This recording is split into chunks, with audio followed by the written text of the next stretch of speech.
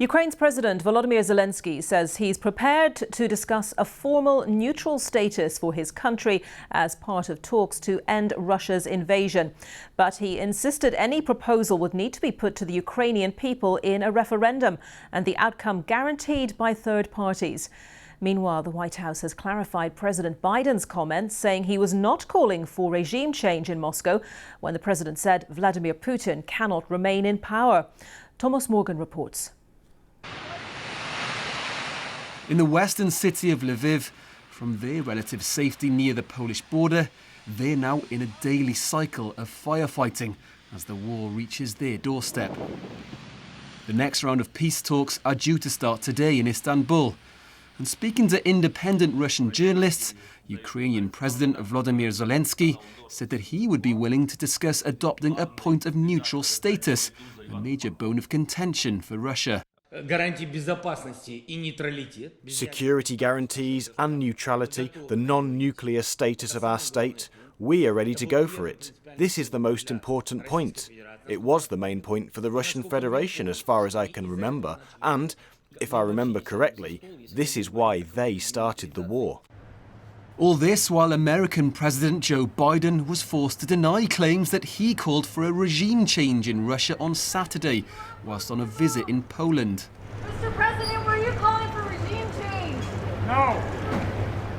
The MOD say the battle across northern Ukraine remains largely static. No consolation for this man, however, in the northern city of Chernihiv, having just lost his son. We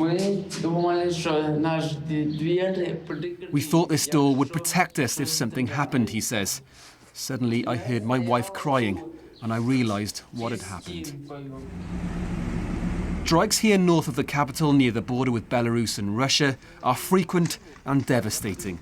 Chernihiv is now almost completely encircled by Russian forces, with claims that tens of thousands could remain trapped, cut off from electricity and water.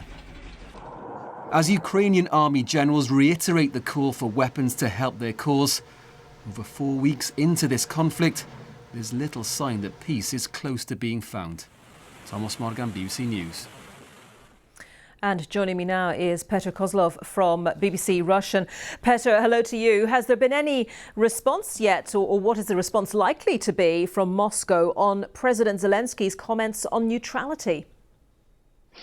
Well, we're still waiting for any official position. We're waiting for the Kremlin press secretary Dmitry Peskov reacting today, because we still have not this. But what is important to know is that yesterday, even before this interview with Russian independent journalists was published, the Russian officials, Russian General Prosecutor Office issued a ban on publishing this interview, and the Russian Roskomnadzor body, they announced that they're going to investigate all the facts which led to the publication. So we know that this reaction is quite tough. So we're waiting what is going to happen next. Potentially, though, Petr, could this be a pathway, if neutrality was agreed for Ukraine, could this be a pathway for President Putin to de-escalate, to in some way say he has achieved what he set out to do? Well, possibly there is a possibility, but in fact, as we all know, there was like official position of Kremlin even before this war has started, is that Russia is waiting for a number of points to be fulfilled by Ukraine, and this is not the only one.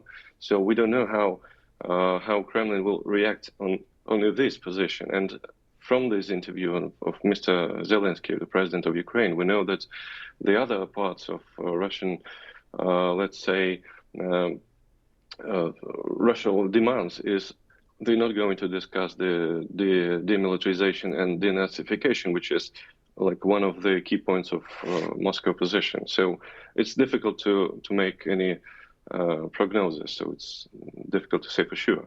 And has there been any further reaction from Moscow to those comments by President Biden saying that Vladimir Putin couldn't remain in power, even though the White House subsequently denied, of course, that the US was looking for regime change? Yeah, we'll hear the official position of the White House, and that it was the emotional reaction and it doesn't reflect the official position. But still, we know that the Kremlin and President Putin personally, they quite.